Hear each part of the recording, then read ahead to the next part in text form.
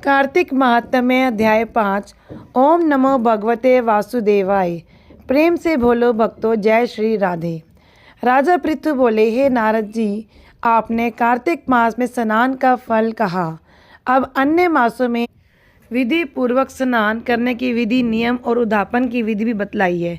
देव ऋषि नारद ने कहा, हे राजन, आप भगवान विष्णु के अंश से उत्पन्न हुए हैं, अतः यह बात आपको ज्ञात ही है। फिर भी आपको यथाचित विधान बतलाता हूँ। अश्विनी माह में शुक्ल पक्ष की एकादशी से कार्तिक के व्रत करना चाहिए। ब्रह्म मुहूर्त में उठकर जल का पात्र लेकर गांव से बाहर पूर्व अथवा उत्तर दिशा में जाना चाहिए। उसके बाद जो मनुष्य मुख शुद्धि नहीं करता, उसे किसी भी मंत्र का फल प्राप्त नहीं होता। अतः दांत और जीभ को पूर्ण रूप से शुद्ध करना चाहिए और निम्नलिखित मंत्र का उच्चारण करते हुए दातुन तोड़नी चाहिए।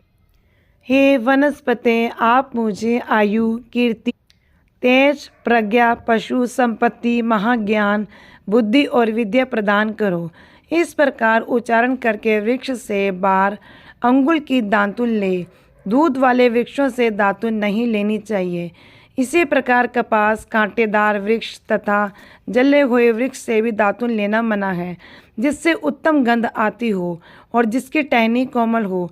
ऐसे ही वृक्ष से दंत धावन ग्रहण करना चाहिए। प्रतिपदा, अमावस्या, नवमी, छठी, रविवार को चंद्र तथा सूर्य ग्रहण में दातुन नहीं करनी चाहिए।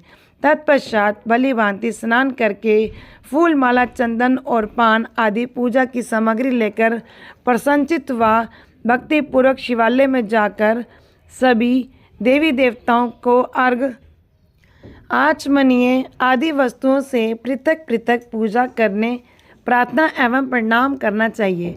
फिर भक्तों के स्वर में स्वर मिलाकर श्री हरि का कीर्तन करना चाहिए। मंदिर में जो गायक भगवान श्री हरि का कीर्तन करने आए हो, उनका माला, चंदन, तांबूल आदि से पूजन करना चाहिए, क्योंकि देवालयों में भगवान विष्णु को अपनी तपस्या, योग और दान द्वारा प्रसन्न करते थे। परंतु कलयुग में भगवत गुणगान को ही भगवान श्री हरि को प्रसन्न करने का एकमात्र साधन माना गया है। नारद जी राजा पृथु से बोले, हे राजन, एक बार मैंने भगवान से पूछा कि हे प्रभु, आप सबसे अधिक कहाँ निवास करते हैं। इसका उत्तर देते भगवान ने कहा, हे नारद, मैं बैकुंठ या योगियों के हृदय में ही निवास नहीं करता, अपितु जहाँ मेरे भक्त मेरा कीर्तन करते हैं, मैं कहाँ अवश्य निवास करता हूँ। जो मनुष्य चंदन माला आदि से मेरे भक्तों का पूजन करते हैं, उनसे मेरी ऐसी प्रीति होती है जैसे कि मेरे पूजन से भी नहीं हो सकती। नारद जी ने फिर कहा, शीरीष, धतूरा, गिरजा, चमेली, केसर, कंदार और कटहल के फूलों व चावलों से भगवान विष्णु की पूजा नहीं करनी चाहिए। अड़हल, कंद, गिरीश, जूही, मालती और केवड़ा के पुष्पों से भगवान शंकर की पूजा नहीं करनी चाहिए।